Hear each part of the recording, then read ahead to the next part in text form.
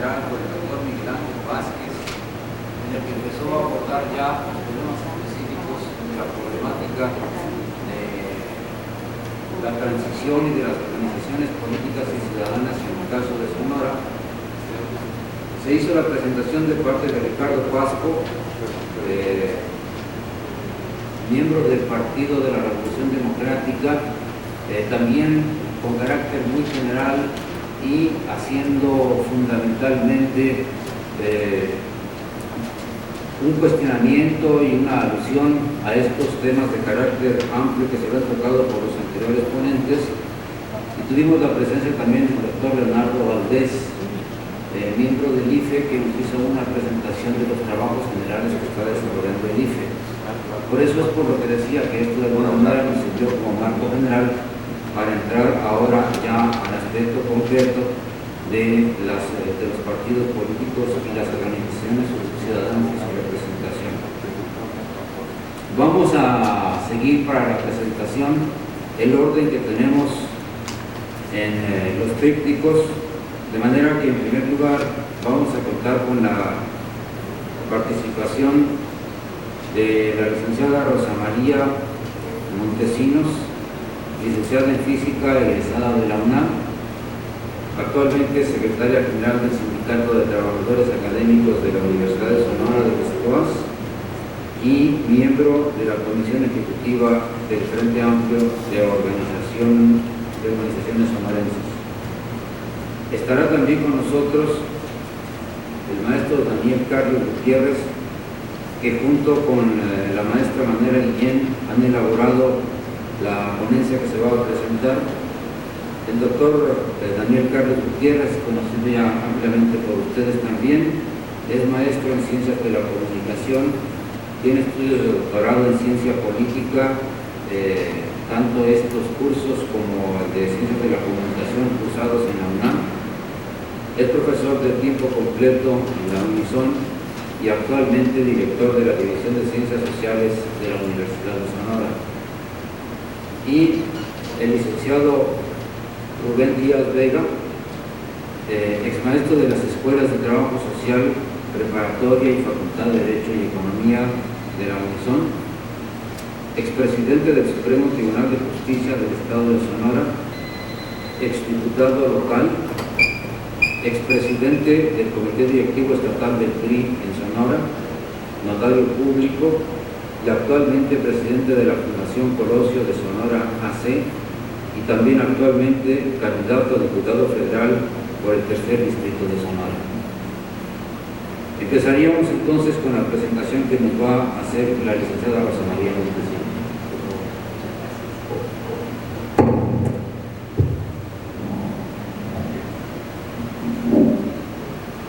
Buenos días a todos ustedes.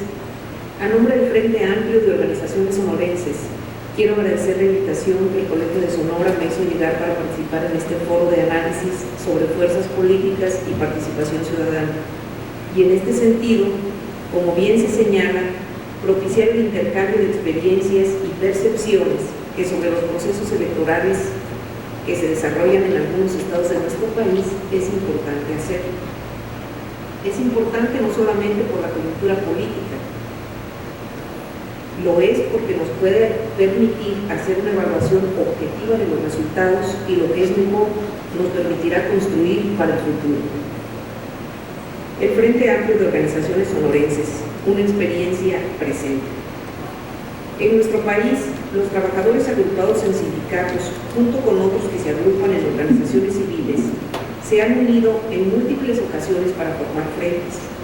Los frentes han sido instancias que han permitido a los trabajadores proteger sus conquistas, avanzar en sus demandas y específicamente solidarizarse y apoyarse mutuamente. Ha habido frentes que se han construido a nivel nacional y otros han sido estatales o locales. En los años 70 se construyó uno de los frentes nacionales más grandes y amplios, el Frente Nacional de Acción Popular, FENAP. Se construyó teniendo como eje y soporte fundamental a los electricistas de la tendencia democrática del SUTER. La fuerza del FENAP indudablemente radicaba en la práctica profundamente democrática de los electricistas del grupo encabezado por Rafael Galván. y en los planteamientos que para toda la nación hacían los trabajadores electricistas. Planteamientos sobre educación, salud, vivienda, empleo. Estos planteamientos le permitieron al FRENAP aglutinar a un gran número de movimientos sociales que se dieron en aquellos años. Sin embargo, la fuerte ofensiva desatada por el gobierno federal en contra de los electricistas de la tendencia democrática repercutió a la postre en la desaparición del frente. De los años 70 a la fecha, mucho ha cambiado en nuestro país. La modernización, globalización de la economía hacen que México sea otro país que aun cuando no ha superado su problemática de antaño relativa a incrementar los niveles de vida de su población, sí ha logrado poco a poco hacerse escuchar en sus planteamientos de participación política.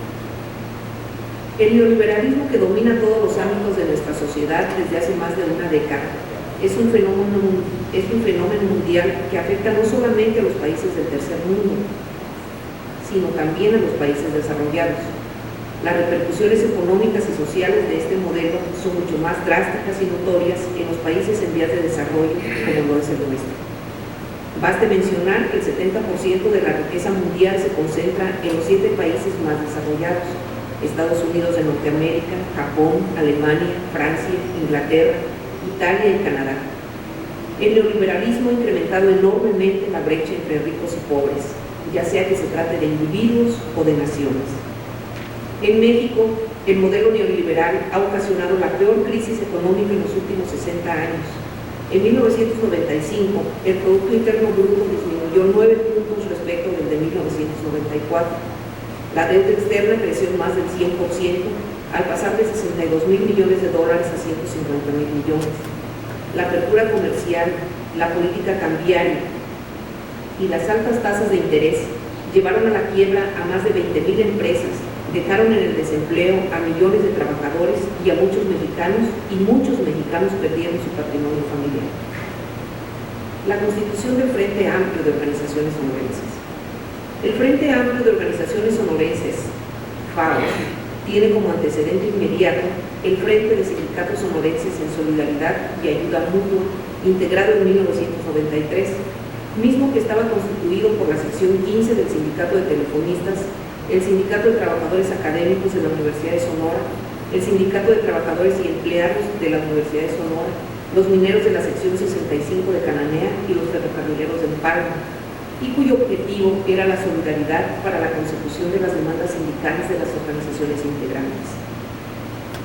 La coincidencia de objetivos y acciones con otras organizaciones sindicales, campesinas y populares y sociales también, como el STAUS, el STEOS, el Sindicato Nacional de Trabajadores del Seguro Social, sección 13, el Sindicato de Trabajadores Telefonistas de la República Mexicana, sección 15, el Sindicato Único de Trabajadores del Centro de Estudios Superiores del Estado de Sonora, la Central Unitaria de Trabajadores, el Barzón, la Unión Nacional de Trabajadores Agrícolas, la Alianza de Trabajadores de la Educación en Lucha, Alianza Cívica, el Frente Ciudadano Hermosillense, llevó a plantearse la conformación de un frente amplio de organizaciones sonorenses.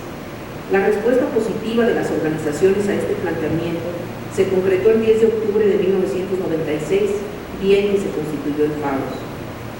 El Frente Amplio de Organizaciones Sonorenses surge como una necesidad para avanzar en la organización independiente de las organizaciones, afianzando las luchas sociales por las reivindicaciones de los diversos sectores que constituyen la sociedad, oponiéndose a la política económica y social que han implementado los últimos gobiernos y que hoy se ve recrudecida en contra de los intereses generales del pueblo.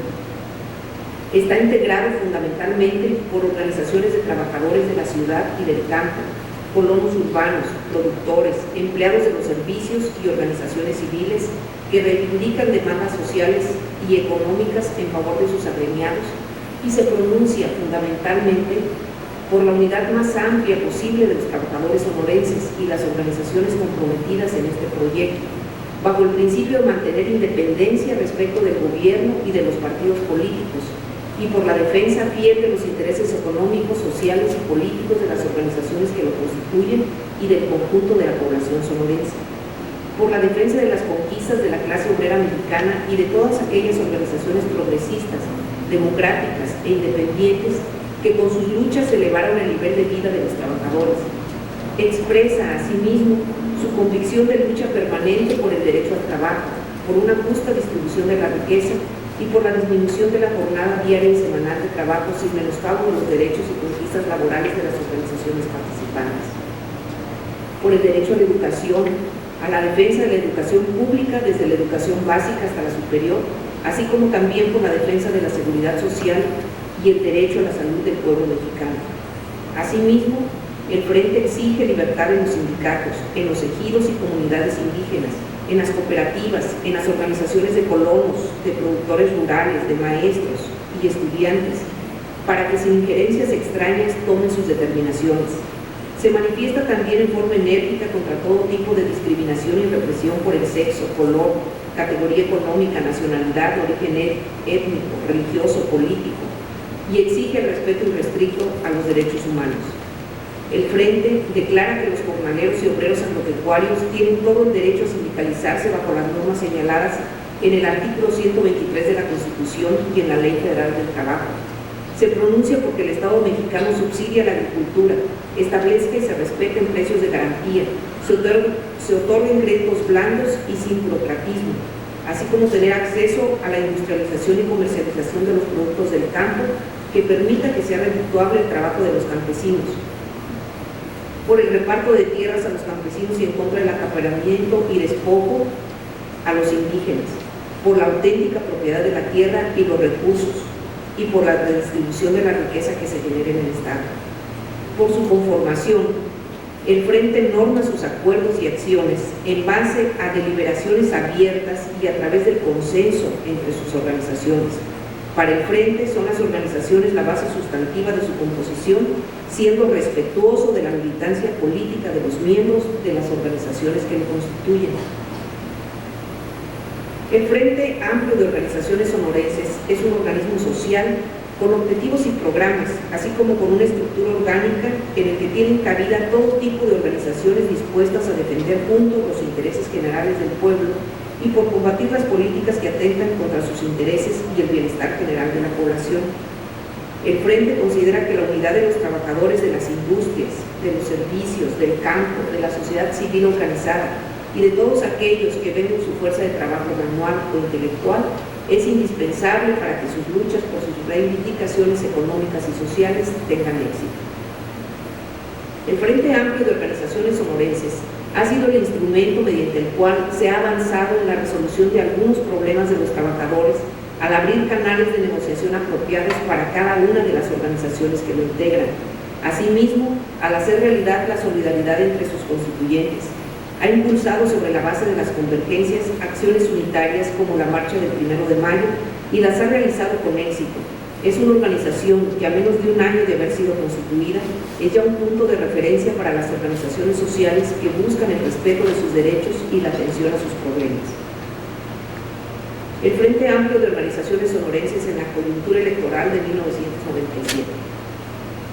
El FAOS, manteniendo el respeto a los miembros de las organizaciones que lo constituyen, de militar en el partido político de su preferencia, considera que en esta coyuntura es necesario proponer a los partidos políticos un programa de gobierno basado en la responsabilidad histórica y constitucional de salvaguardar y garantizar el desarrollo democrático de la sociedad a partir de establecer las acciones que permitan a los trabajadores elevar sus condiciones de vida y a la población en general resolver y satisfacer sus necesidades más elementales en los aspectos de trabajo, seguridad social, educación, vivienda, medio ambiente y sobre todo su participación en la planeación y ejecución de las decisiones sociales y políticas del gobierno.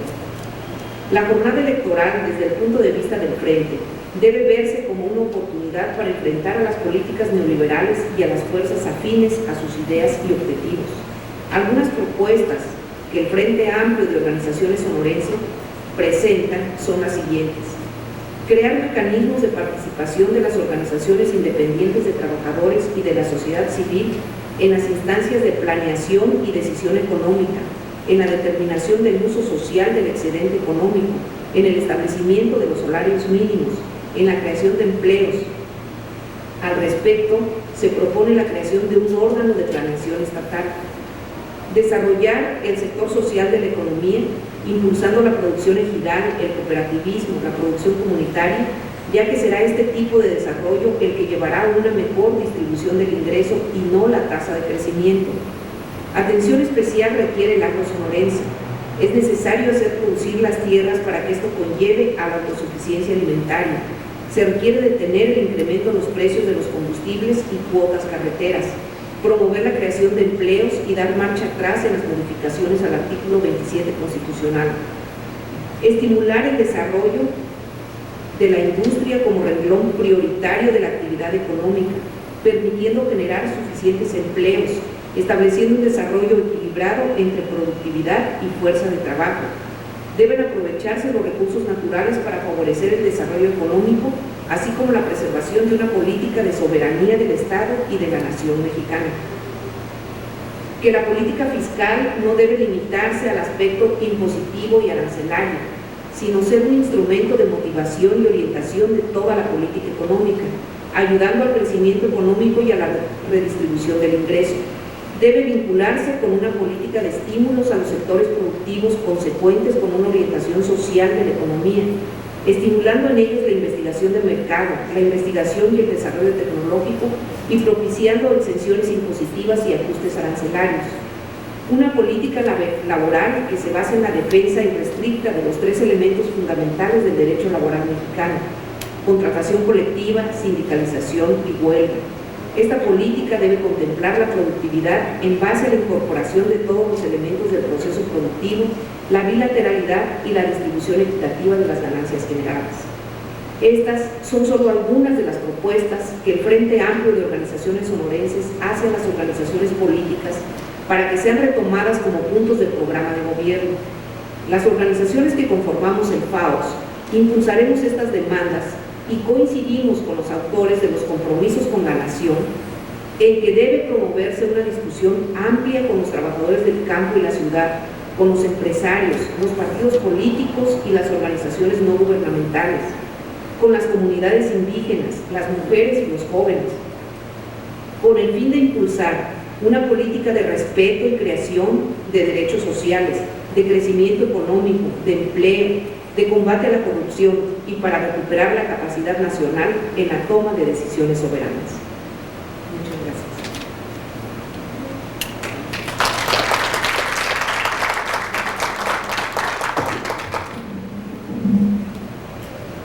Muchas gracias, licenciada Rosa María Montesinos. Me parece que nos queda clara cuál es el perfil de la organización esta, el FAOS. Sobre todo me parece que es muy interesante la serie de propuestas que están planteando en este momento de coyuntura electoral para que sean elementos de discusión entre los diversos partidos, entre los diversos contendientes en este momento. Le pasamos el micrófono a Daniel Carlos Gutiérrez de la Universidad de Sonora. Buenos días. Yo me voy a referir a un tema que de pronto se nos pierde de vista. Es relacionado con la Iglesia y la política. Pareciera ser que el papel de la Iglesia en la política es una cuestión casual, es una cuestión de voluntades personales de este o aquel obispo, de este o aquel jerarca de la Iglesia. Sin embargo, lo que se ve atrás de esa participación de la Iglesia en política es un proyecto muy importante, es una estructura lógica y muy organizada que tiende sus líneas hacia un futuro muy amplio.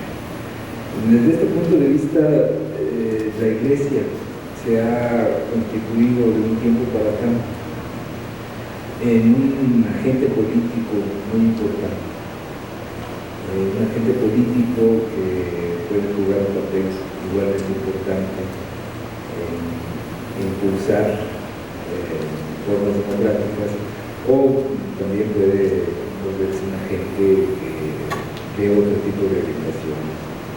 De cara al relevo del arzobispo de Hermosillo, Carlos Quintero Arce, y la llegada en su lugar de Ulises Macías, exobispo de Mexicali, y frente al proceso electoral de 1977, en donde la sucesión, 1997, perdón, en donde la sucesión de gobernadores es el punto que articula el interés de partidos políticos, grupos intermedios, intelectuales, etc., las dudas se acrecentan en relación a cuál será la posición y el papel de la Iglesia Católica, no solo en la coyuntura electoral, sino también en las orientaciones políticas que a partir de esta se darán.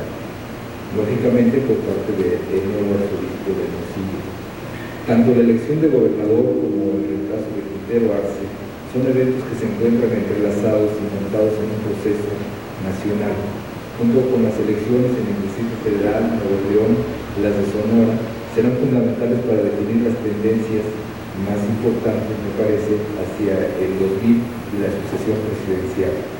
Lo que tendría que ver con la idea de transición o liberalización política entre reforma o fortalecimiento del sistema político mexicano.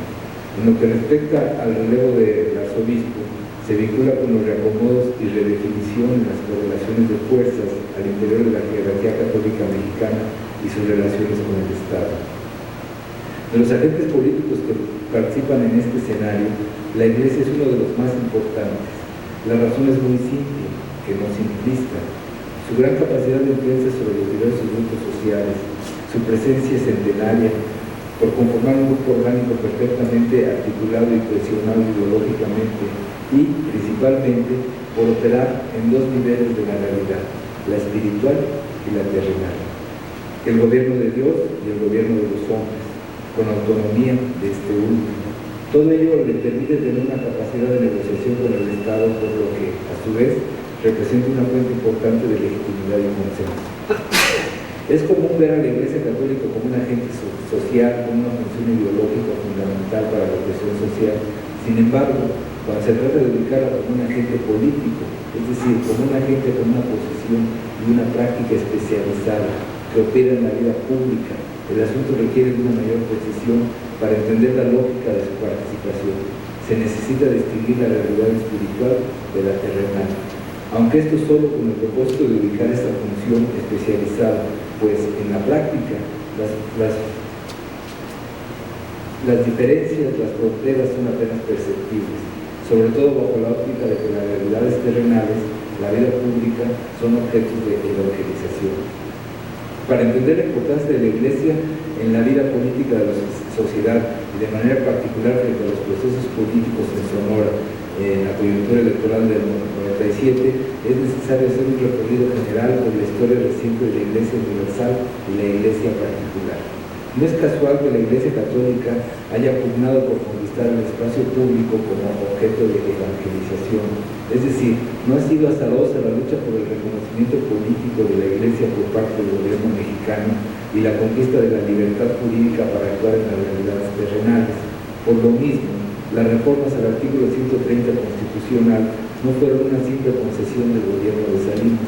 Por el contrario, esta reforma constitucional fue el resultado de una larga lucha y de un periodo de estructuración y redefinición ideológica de la Iglesia, lo cual, lógicamente, cayó como anillo al dedo al gobierno de Salinas como fuente de legitimidad, en el contexto de una elección muy cuestionada como fue la de 1988.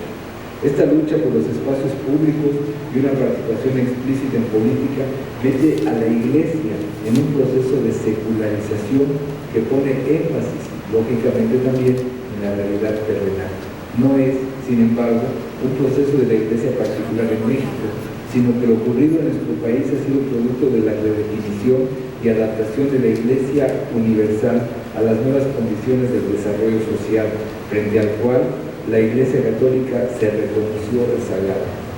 A partir de 1955, con la primera Conferencia General del Episcopado Latinoamericano, se pone en la mesa de discusión este rezago al reconocer que, número uno, la amenaza del comunismo crecía en el continente. Número dos, la falta de vocaciones sacerdotales debilitaba la estructura pastoral. Número tres, el crecimiento de las iglesias protestantes y evangélicas y la proliferación de sectas. Número cuatro, la pérdida de credibilidad de la Iglesia Católica como una opción espiritual para orientar la vida terrena. La preocupación de la jerarquía católica latinoamericana no carecía de fundamento. sobre todo a la luz de los profundos abismos sociales en el continente.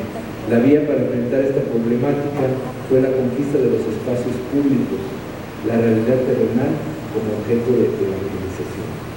Lo anterior no significa que antes no haya participado en esos escenarios, sino que no había existido la necesidad de hacerlo de manera explícita.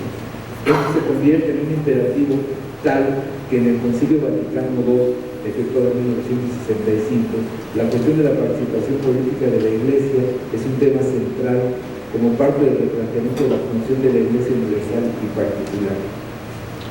En el Vaticano II ya se encuentran los lineamientos muy claros sobre las concepciones y formas de participación política de la Iglesia. Ahí se establece que, con el desarrollo actual cultural, económico y social, se consolida en la mayoría el deseo de participar más plenamente en la organización de la comunidad política, los hombres y las familias y los diversos grupos que constituyen la sociedad civil, sin ser conscientes de su insuficiencia para lograr una vida plenamente humana, y perciben la necesidad de una comunidad más amplia. Por ello forman una sociedad política según tipos institucionales varios. La comunidad política nace, pues, para buscar el bien común. Los lineamientos establecidos en el Vaticano II sirven de base para una mayor elaboración ideológica. En Medellín, que es la segunda conferencia general del Episcopado Latinoamericano, en donde se pone en claro la necesidad de convertir las realidades temporales en objeto de evangelización o de una nueva evangelización. Se mira los asuntos públicos como fundamentales para actualizar a la Iglesia y superar el rezago en el que se encuentra. Medellín genera dos líneas de acción eclesial en Latinoamérica, básicamente: la opción preferencial por los pobres y la teología de la liberación. Perspectivas que inspiran a unos para fundamentar su acción pastoral y lanzarían a otros una decidida oposición a dichas líneas y el vuelco del Selam para convertirlo en un celoso guardián de la ortodoxia y de las directrices vaticanas. La Iglesia Católica, como se quiera, evoluciona en el sentido de renovar su presencia a partir de reconocer el campo político como fundamental para actualizarse. En 1979, en la tercera conferencia general del Episcopado realizada en Puebla, se replantean de nueva cuenta las experiencias de Medellín, la teología de la liberación, la opción preferencial por los pobres, la Iglesia solidaria, etc., que en algunos casos habrían sobrevivido a la propia institución, habían superado a la propia institución. Se establece entonces la diferencia entre la función partidista ligada a la búsqueda del poder político y la función política que busca el bien común. En esta segunda es donde la Iglesia demarca sus posiciones que justifican su participación política. En Puebla se enfatiza nuevamente que los laicos comprometidos tienen la obligación de participar partidistamente para la consecución del bien común, desde luego como miembros de la Iglesia de Dios. Puebla impacta a la Iglesia Católica en su urgencia de conservar y aumentar sus espacios de influencia pastoral y de manera relevante para mantenerse como un interlocutor privilegiado del gobierno. A partir de entonces aparece un nuevo discurso que busca participar en espacios públicos a través de promover ciertas concepciones sobre la democracia. Se llama la participación electoral, se exige el respeto al voto, en fin, se busca influir en la conciencia de los ciudadanos, configurar una cultura política permeada por los planteamientos de la doctrina católica. El tema de la nueva evangelización es retomado con mayor énfasis en la cuarta conferencia general del Episcopado Latinoamericano, Santo Domingo 1992, en donde se plantea que el objeto de este es el hombre histórico y por tanto son los laicos quienes se deben de convertir en promotores de esta nueva evangelización a partir de la dirección de los pastores, quienes deben procurar una sólida formación laical en sus campos, en los campos de la política, en el campo de la política. La educación en los medios de comunicación, o sea, con ámbitos de la vida social que tienen que ver con la formación de la conciencia del mundo, como una línea prioritaria de la nueva evangelización que se propone apoyar a los laicos para que se conviertan en protagonistas de los procesos políticos. El punto articulador de esta perspectiva es la promoción del orden democrático como medio para la consecución del bien común. Posteriormente aparece el nuevo Catecismo de la Iglesia Católica 1994, que en general tiene la misma orientación y las mismas prioridades. en el campo de la política. Este documento es de observancia universal y establece las líneas pastorales básicas. En materia de política se avanza en dos sentidos con respecto al Vaticano II. Número uno, se define como parte de la doctrina católica la obligación de los fieles de participar en la vida pública de las sociedades. Número dos, se fijan los límites de la participación en la vida política. Pertenece a la misión de la Iglesia emitir un juicio moral sobre aquello que afecte el orden político, cuando lo exijan los derechos fundamentales o la salvación de las almas. De lo anterior se desprenden dos elementos centrales: la formación de laicos para su participación política bajo la orientación de la estructura religiosa, y número dos, la dirección ideológica política renovada por parte de la jerarquía católica. Ambos aspectos son centrales para identificar la función política de la Iglesia en la actualidad. Ha sido necesario realizar este recorrido para ubicar que la función política de la Iglesia no es un hecho casual ni aislado, sino que se muestra como parte de un proceso de actualización y introducción al futuro de la presencia de la Iglesia católica, y por ello es necesario prestarle la atención adecuada, sobre todo en lo que se refiere a los espacios públicos, a la secularización. Los documentos semanales de las distintas conferencias episcopales latinoamericanas, del Vaticano II y del Nuevo Catecismo, son lineamientos que tienen una validez para la Iglesia universal. Su aplicación a la Iglesia particular ha dependido de las condiciones propias de ésta. En el caso de México, el proceso, luego de diversas confrontaciones y reacciones, se expresó básicamente en tres elementos. 1. El restablecimiento de relaciones diplomáticas con el Vaticano. 2. Las reformas al artículo 130 constitucional y la ley de asociaciones religiosas y culto público. Y 3. El aumento de la presencia de la Iglesia Católica en el escenario político nacional. Tratándose de las iglesias particulares, la mexicana se estructura en torno a la Conferencia Episcopal Mexicana, conformada por los obispos y arzobispos de todas las diócesis y arquidiócesis del país. En esta estructura, el obispo es considerado como un apóstol de la Iglesia Universal. Visto de otra manera, los obispos son los gobernadores de sus respectivas diócesis y se puede decir sus representantes políticos. A ello obedece la importancia de la figura de los obispos. Fundamentalmente, no existe homogeneidad entre el obispado mexicano, lo que marca diferencias entre los gobiernos diocesanos. El punto de articulación está dado por la supeditación a las líneas de la CELAM y del Vaticano.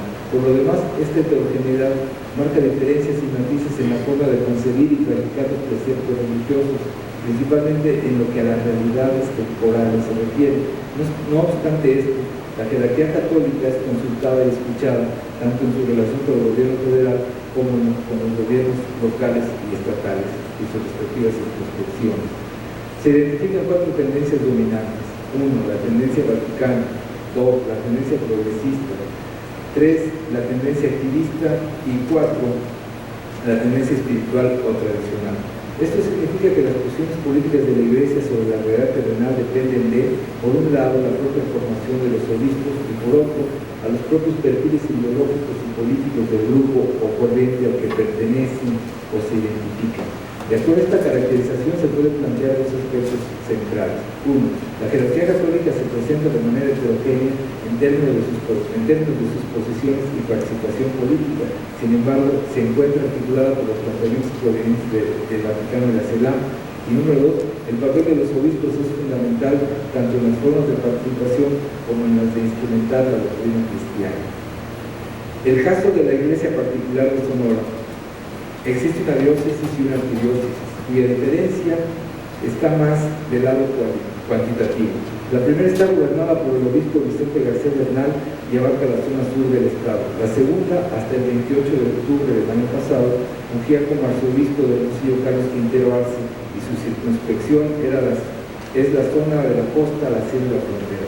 El sucesor de Quintero Arce, Ulises Macías, ha tenido una participación muy relevante tanto en su arquidiócesis, ex-arquidiócesis, en su diócesis en Mexicali, como en el interior de la Confederación Episcopal Mexicana, lo que lo ha ubicado como interlocutor privilegiado de los distintos gobiernos estatales, ya que ha contado con una gran capacidad de influencia sobre los fieles católicos. Por lo que se refiere a Quintero Arce, hay una larga historia de participación política que se extiende por más de 26 años, El arzobispo de Hermosillo lo mismo tomó posición pública frente a las expropiaciones del sur del Estado, que frente a la nacionalización de la banca, los distintos procesos electorales, el restablecimiento de las relaciones diplomáticas con el Vaticano, la reforma del artículo 130 constitucional y la promoción de la democracia. El hilo conductor y justificador de tales posiciones fue la búsqueda del bien común. Quintero Arce ha sido identificado con la tendencia activista junto con Norberto Rivera Carrera y Genaro Alamilla, considerada como una corriente que busca influir en las decisiones públicas a través de posiciones contestatarias de las posiciones gubernamentales. Esta referencia es importante pues permite apreciar la diferencia y los alcances de la jerarquía católica, sobre todo en cuanto a las formas políticas. A Quintero Arce se le ha definido como un personaje público, un hombre controvertido. Se habla de él y se le pide opinión y se concluye. Está presente porque tiene una misión que cumplir. Don Carlos lleva luna en las sandalias, solo que en lugar de caballo ha sabido utilizar el avión. Ha volado por Latinoamérica, por la vieja Europa, por los desiertos y la sierra sonorense. Ha querido estar en todas partes.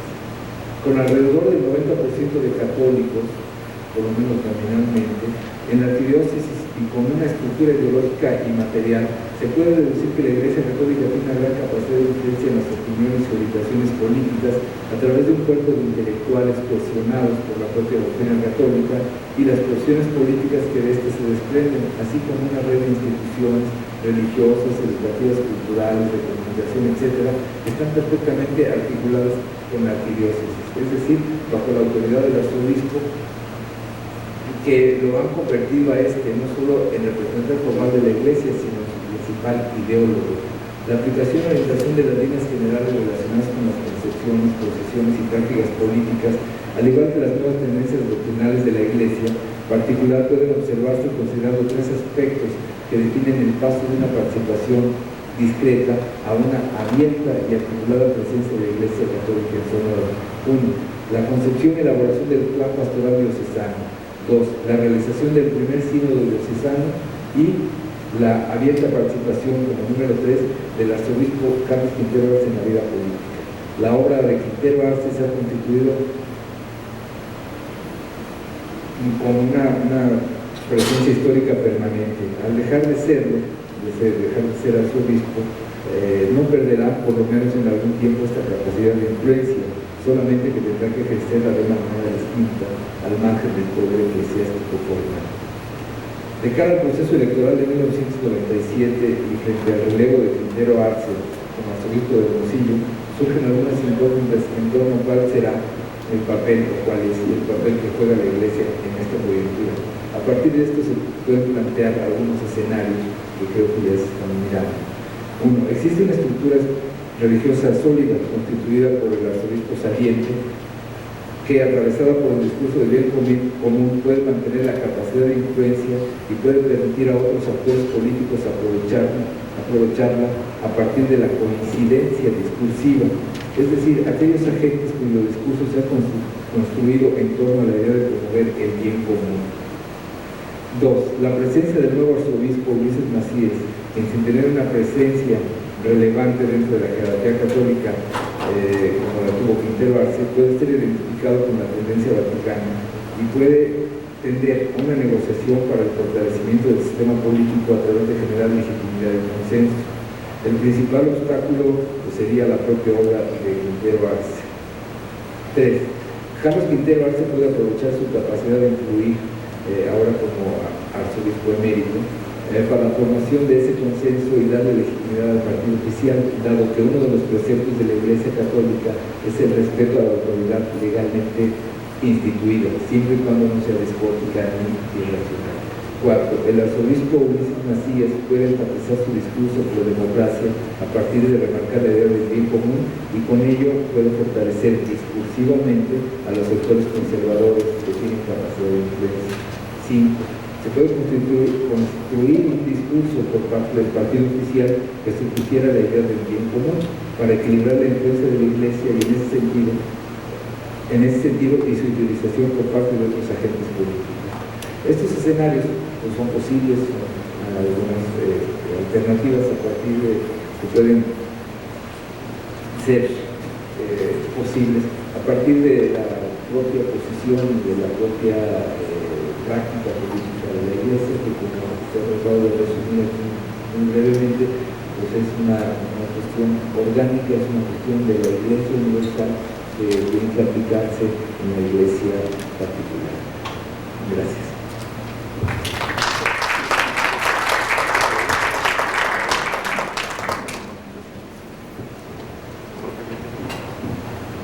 Con la Iglesia nos topamos, le dijo Sancho Don Quijote, recuerden ustedes. Y me parece que es muy importante, superando falsos jacobinismos inútiles, convertirlo en tema de reflexión, en objeto de estudio por parte de los universitarios. Tenemos hasta este momento la presentación de dos tipos de organizaciones totalmente distintas, el FAUST por un lado, la Iglesia por otro lado,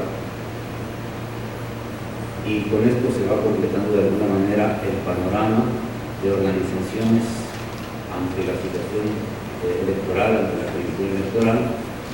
Ahora escucharemos la presentación de un representante de otra organización, de la Fundación Colosio AC, que siendo parte de un partido tiene características especiales, fundamentalmente culturales y académicas y de capacitación, pero que seguramente nos va a presentar una visión distinta también de una organización distinta a las anteriores, para oír sus puntos de vista ante la situación electoral que estamos viviendo.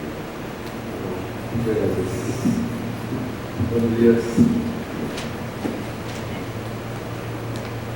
La Fundación Colosio, como ustedes saben, es una asociación civil y surgió cuando era presidente del Comité Ejecutivo Nacional Leonardo Colosio. Nació como Fundación Cambio 21 y tiene por objetivos promover la participación de la ciudadanía, al igual que los partidos políticos, en las cuestiones colectivas, comunitarias y sociales, pero sobre todo la promoción y desarrollo del sistema democrático. El desarrollo y vigencia de los valores democráticos son los objetivos de la Fundación Colosio. ¿Cuáles son los valores del sistema democrático? La vigencia plena del Estado de Derecho, el respeto de los derechos humanos, de las garantías individuales,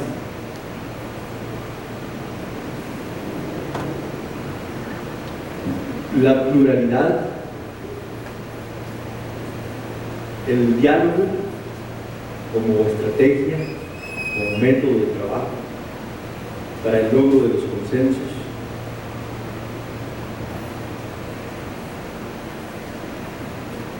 un sistema de elecciones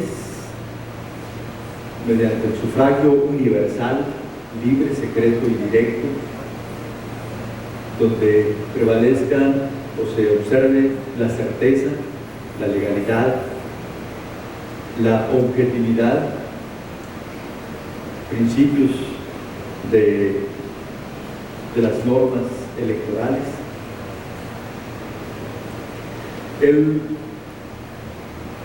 el ejercicio del poder público en público, que no es otra cosa más que la representación, el sistema representativo. Los gobernantes, quienes ejercen el poder público, las autoridades, son representantes del pueblo. La soberanía nacional reside en el pueblo y los gobernantes son sus representantes y por lo tanto deben de informar al pueblo de todas sus decisiones, no deben de gobernar en privado, deben de gobernar en público. Todos estos valores de la democracia son los objetivos de la Fundación Colosio. en cuanto a su divulgación, en cuanto a su estudio, a su análisis, en cuanto a su investigación. La Fundación Colosio tiene como función, además, apoyar al Partido Revolucionario Institucional en la divulgación de su ideario político y en la capacitación política. La divulgación del ideario político del Partido Revolucionario Institucional y la capacitación política son dos de las actividades principales de la Fundación Colosio. Pero además, la Fundación Colosio tiene como propósito y como finalidad realizar trabajos de investigación y de capacitación hacia la sociedad, que es la otra área de trabajo, el otro ámbito de acción de la Fundación Colosio.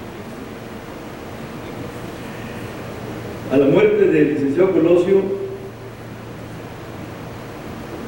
la Fundación cambió de nombre a Fundación Colosio y incrementó sus objetivos. Primer objetivo, luchar por el esclarecimiento del asesinato del licenciado Colosio.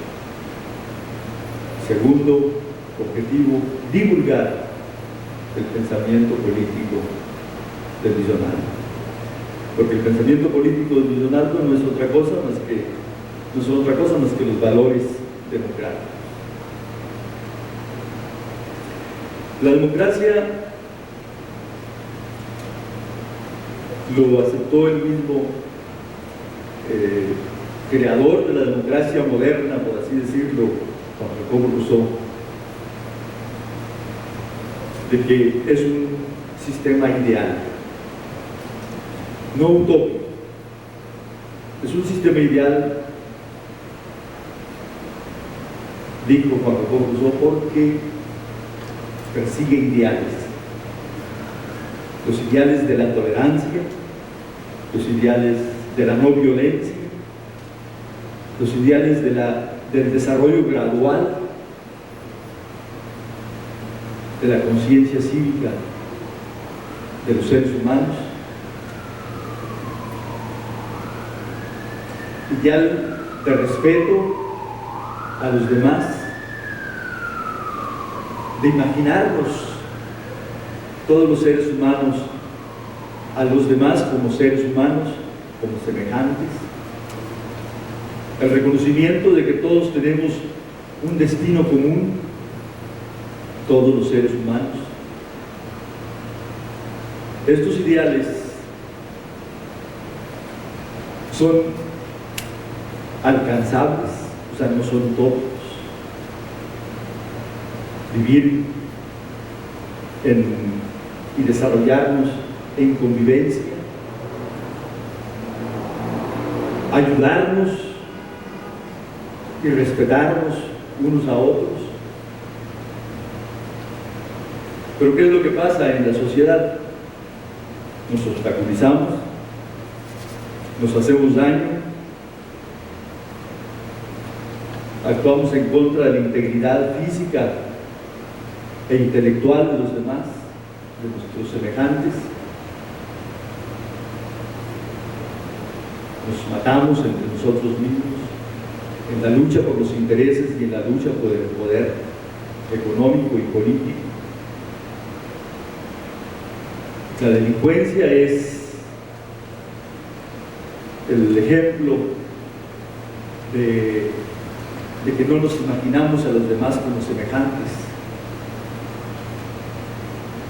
El delincuente considera a los demás como un objeto al que pueden atropellar y destruir.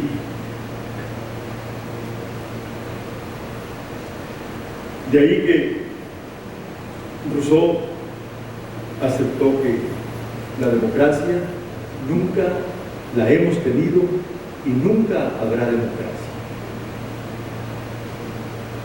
¿Por qué? Por las deficiencias de los seres humanos. O sea, la democracia es un sistema perfectible. Y la democracia se ejerce en forma directa y en forma indirecta, o sea, en forma representativa. ¿Cuál es la democracia representativa?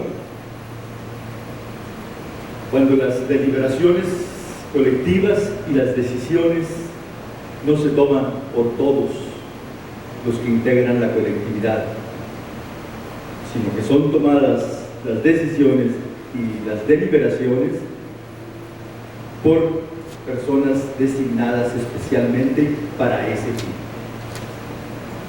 Y nuestro sistema político mexicano es un sistema democrático, representativo, y es democrático porque promueve la participación de la ciudadanía en las cuestiones que interesan a la comunidad, porque contribuye a la integración de la representación nacional y porque hace posible el acceso de la ciudadanía al poder público, que son los objetivos de todo partido político. Y este acceso al poder público es mediante el sufragio universal, secreto y directo, que son el sufragio universal, secreto y directo, es característica del sistema democrático.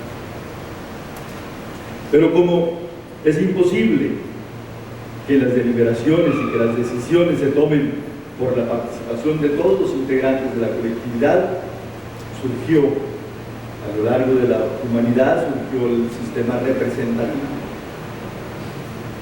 O sea, la designación, el nombramiento, la elección de personas para que tomen las decisiones en representación de otros.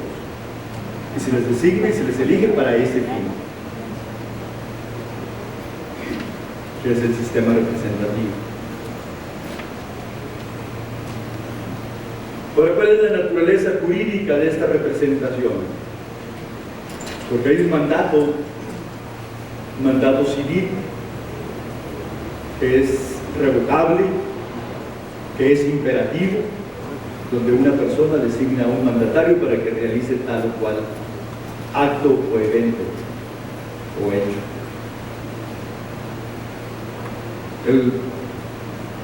La representación política en el sistema socialista, en el mismo marxismo, era revocable, y en la representación occidental, el sistema político occidental, este mandato es irrevocable. Es más, en el momento mismo en que es elegido, en que es nombrado representante, en ese mismo momento deja de ser representante de los electores que lo han nombrado y se convierte en representante de la nación. En nuestro sistema político mexicano y en el sistema político estadounidense y en todo el sistema occidental. En el sistema socialista, desde Stalin hasta que pues, ha sido eliminado mediante las olas de las transiciones democráticas, siempre la representación política fue revocable. En Rusia, la representación política ha sido revocable por el Partido Político Socialista. Esto se dio lugar a grandes purgas de todo aquel que se salía de la línea del partido político. Ahora bien, los partidos políticos cumplen realmente con la función de promover el desarrollo democrático en nuestro país. Yo creo que los partidos políticos sí, en términos generales, sí cumplen con esta función, pero las dirigencias, con acuerdos y con consensos, han dado la espalda a la población, a sus propios militantes, y han tomado acuerdos nacionales de todos los partidos, en la cual han participado todos los partidos políticos, que son francas involuciones, abiertos retrocesos al sistema democrático, que recientemente lo vivimos el año pasado, 96, 95, cuando se creó la nueva integración del Senado de la República mediante los senadores del sistema representativo proporcional, la representación proporcional. O sea, mediante listas, 32 senadores vamos a elegir en este proceso electoral, listas que han elaborado las dirigencias de los partidos políticos. Y curiosamente esta proposición surgió de un partido de oposición. ¿Qué quiere decir esto? Que las dirigencias nacionales no están interesadas, de los partidos políticos, en promover en todos sus actos y en todos sus acuerdos el desarrollo del sistema democrático mexicano. Y también implica que no están convencidos, no tienen la convicción auténtica de que el sistema democrático, de que debemos acceder al sistema democrático en todos los acuerdos nacionales. Este retroceso, desde mi punto de vista, es muy grave. Es muy grave y desafortunadamente fue tomado por todos los partidos políticos. Pero esta es la democracia política. Como ustedes saben, el artículo 3 constitucional señala que nuestro país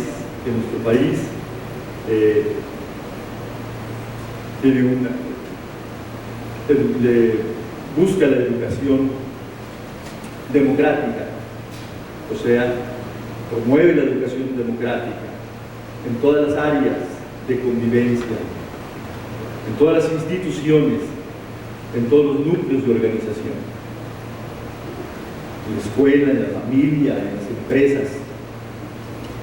¿Qué quiere decir esto? Que la democracia es un sistema de vida, es una forma de convivencia que persigue ideales que señalábamos anteriormente,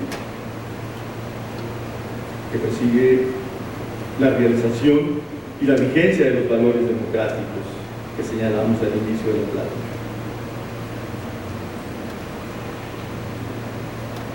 Hemos desarrollado en la democracia política, tenemos un sistema de elecciones, tenemos la representación política, pero no hemos desarrollado en la democracia social. En el seno familiar no hay democracia, hay autoritarismo. Los padres nos imponemos a nuestros hijos sin convencerlos. Imponemos nuestra autoridad porque somos padres, no somos razonables en nuestra autoridad. ¿Y qué provocamos? Rebeldías. Provocamos que nuestros hijos crezcan y se desarrollen ante un ambiente en el que el padre no es su amigo, no es su maestro, no es su guía, no es quien le está ayudando a crecer y a desarrollarse, lo está obstaculizando y le está diciendo no y no, y está imponiendo su autoridad. ¿Qué pasa en la escuela? El maestro tampoco impone el sistema democrático, no convence, no razona para imponer su autoridad. Estoy hablando, no es siempre es esto. O sea, no todos los padres ni todos los maestros son autoritarios, pero es un fenómeno. En la empresa